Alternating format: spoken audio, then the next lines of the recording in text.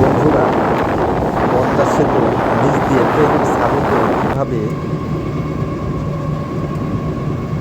কাশিয়ানী থেকে ঢাকা যা আসছি তার বিস্তারিত আজকে আপনাদেরকে দেখানো হবে। প্রথমে আমি অটোতে করে সবুজ মাঠের দিক দিয়ে চলে আসছি কাশিয়ানী স্টেশন। সেখান থেকে জায়গা না পেয়ে উঠে গেলাম ছাদে।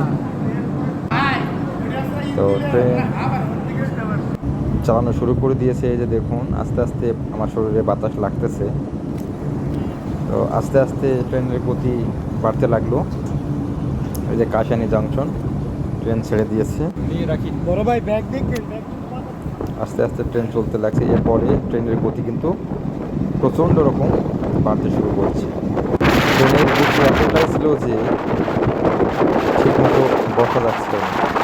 তারপরে একটা অন্যরকম অনুভূতি। আমি দেখুন, এই যে আমার মাথার চুলগুলো দেখুন, তাহলে বুঝবেন যে ট্রেনের গতিটা কীরকম ছিল। চলে আসলাম একটি স্টেশনে, প্রচুর লোকজন সেখানে দাঁড়িয়ে আছে।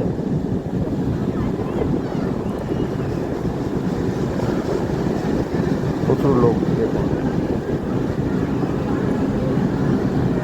স্টেশন তো নয়, মনে হচ্ছে যেন একটা মেলার জায়গা। যাই হোক, সেখান থেকে আবার সবুজ মাঠের বুক চিরে লাল সবুজের ট্রেনটি চলে যাচ্ছে দ্রুত গতিতে। এই করতে করতে আমরা আরেকটি স্টেশনে চলে আসলাম, নগরকান্দা।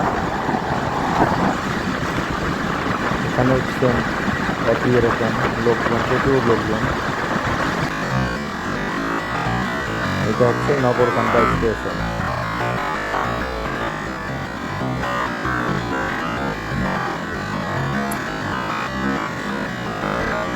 অনেক সুন্দর একটি জায়গা। এই যে দেখুন, আস্তে আস্তে আবার আরেকটি ট্রেনের সাথে দেখা। আমাদের এটা ভাঙ্গা জংশন, সেখানে আরেকটি ট্রেন আসতেছে। আমরা ওই ট্রেনটাকে পাসিংয়ের জন্য অপেক্ষা করছিলাম। ট্রেনটি চলে গেল এবং আমাদের ট্রেনটি তখন চলতে শুরু করলো। এই যে দেখুন, চলতি পথে ট্রেনের দেখা। তো ওই যে দেখুন সামনে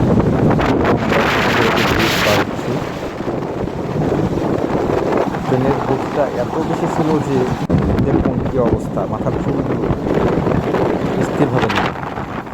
প্রচণ্ড রকম গতিতে ট্রেন চালিয়ে এগিয়ে যাচ্ছে এবং আমরা সামনে সম্ভবত পদ্মা সেতুর দিকে চলে আসছি।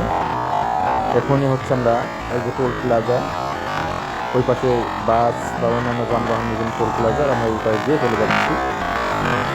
এখনই আমরা ট্রেনের ছাদ থেকে আপনার পুরো ভিডিওতে দেখানো হবে ট্রেনের ছাদে থেকে আসলে কীরকম লাগে এবং ব্রিজের নিচটা কেমন সেটা আপনারা দেখতে পাবেন। এই যে দেখুন, আমরা এখনই ব্রিজের উপর দিয়ে যানবাহন যাচ্ছে, গাড়ি যাচ্ছে, আর আমার ট্রেনটি যাচ্ছে ব্রিজের নিচ দিয়ে। এই যে দেখুন, আমরা কিন্তু নিচের দিকে যাচ্ছি। এই হলো ব্রিজের নিচে রেলের রাস্তা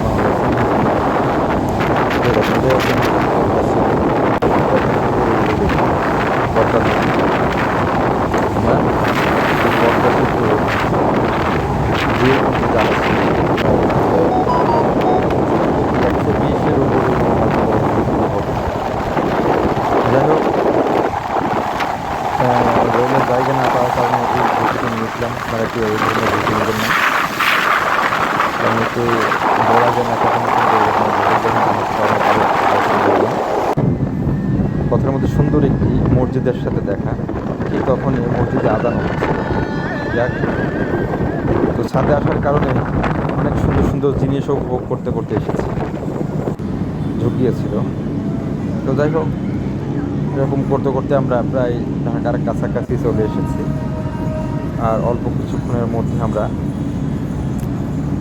কমলাপুর রেল স্টেশনে চলে আসবো। তো ধন্যবাদ বন্ধু, নিমতলা। দেখা হবে আরও একটি